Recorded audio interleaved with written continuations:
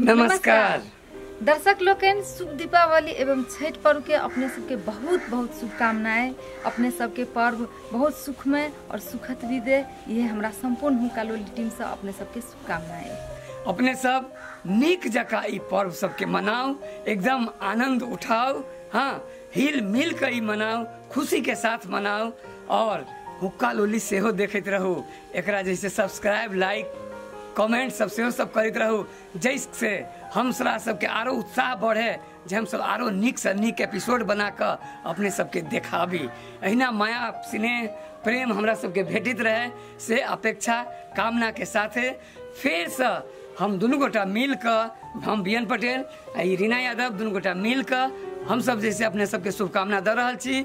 शुभ दीपावली आ महान पर्व छठ के उपलक्ष्य में बहुत बहुत और बहुत बहुत शुभकामना।